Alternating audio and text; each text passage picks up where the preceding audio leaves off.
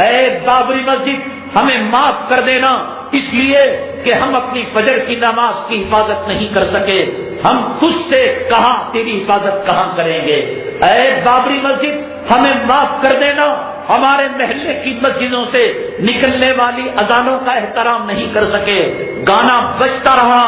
Cinema چلتا رہا، match ہوتی رہی، ناچ گانا ہوتا رہا۔ بابری مسجد ہم تجھ سے اذان کے امیدوار کب بنیں گے؟ ہم اپنی مسجدوں کی اذان کی حفاظت نہ کر سکے، اپنی مسجدوں کی مصلی کی حفاظت نہ کر سکے، ممبر کی حفاظت نہ کر سکے، محراب کی حفاظت نہ کر سکے، ہم نے اپنی مسجدوں کو اپنے ہاتھوں سے ڈھایا، اپنی مسجدوں کا قتل کیا، اپنی مسجدوں کا خون کیا۔ انما یعمر مساجد اللہ من آمن باللہ، قرآن یہ کہتا ہے کہ نماز پڑھنا مسجد کی آبادی ہے، نماز پڑھنا تلاوت کرنا مسجد کی آبادی ہے۔ کتنے مسلمان فجر میں الصلاۃ خیر من النوم کی آواز سن کر حالت جنابت میں والی بیوی کو چھوڑ کر مسجد کی طرف رخ کرتے ہیں۔ بابری مسجد ہمیں معاف کرنا، جو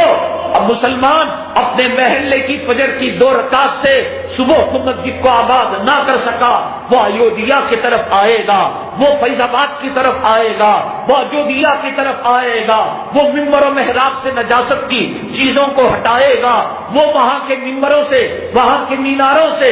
اذان کی گونج لگوائے گا۔ بابری مسجد ذرا انتظار کرنا، امت کی مائیں جب صلاح الدین ایوبی کو جنم دیں گی، بابری مسجد معاف کرنا، امت کی مائیں جب ٹیپو سلطان شہید کو جب دوبارہ جنم دیں گی، بابری مسجد ہجڑے بن چکے ہیں نوجوان، بابری مسجد امت کے نوجوان دولت کے پجاری ہو چکے ہیں، مال کے پجاری ہو چکے ہیں، بفے سسٹم میں کتے سوروں کی طرح انہیں کھانوں سے فرصت نہیں، عورتوں کے غلام بن چکے ہیں، ان کے حیث و نفاس کے کپڑے دھونے سے جب فرصت ہوگی، بابری مسجد ہم تیرے بارے میں سوچیں گے، جورو کی غلامی سے جب فرصت ہوگی، بابری مسجد معاف کرنا ہم تیرے بارے میں سوچیں گے۔ اے بابری مسجد دکان کی غلامی کا تاؤ اور دولت اور مال کی غلامی کا تاؤ جب ہمارے گلے سے نکلے گا، بابری مسجد معاف کرنا ہم تیرے بارے میں سوچیں گے۔ بابری مسجد امت کے نوجوان ہجڑے پن سے جب توبہ کریں گے، ہم تیرے بارے میں سوچیں گے۔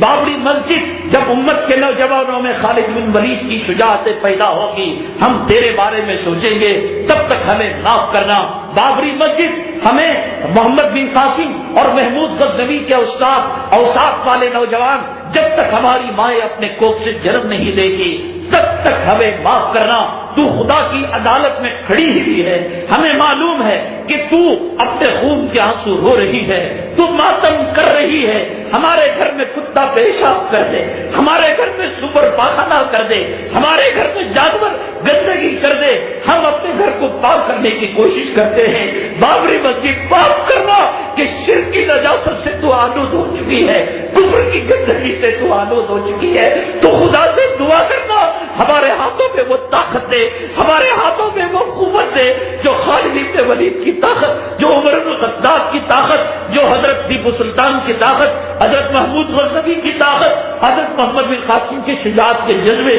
ہمارے نوجوانوں کے اندر آ جائے۔ ہمیں کب فرصت ہے دنیا سے، ہمیں کب فرصت ہے زمین کی دلالی سے، ہمیں کب فرصت ہے جورو کے غلاموں سے، ہمیں کب فرصت ہے بابری مسجد تو اللہ کی عدالت میں کھڑے ہو کر، کٹہرے میں کھڑے ہو کر ہم جانتے ہیں ہمارا ایمان ہے، تو رو رہی ہے، تو گڑ گڑا رہی ہے، تو امت کو فریاد کر رہی ہے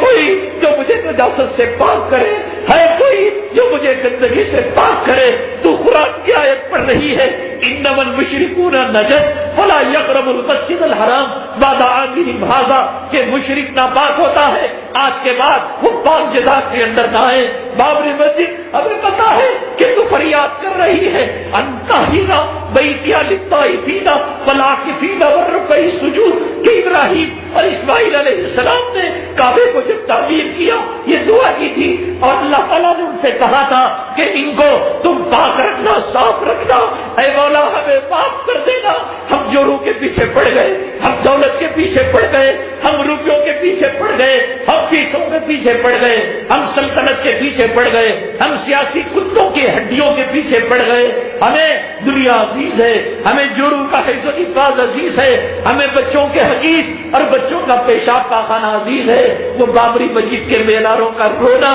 ان کے خون کا آنسو بہانا، اس کا فریاد کرنا آج ہمیں سنائی نہیں دے رہا ہے، بلکہ یہ باتیں کچھ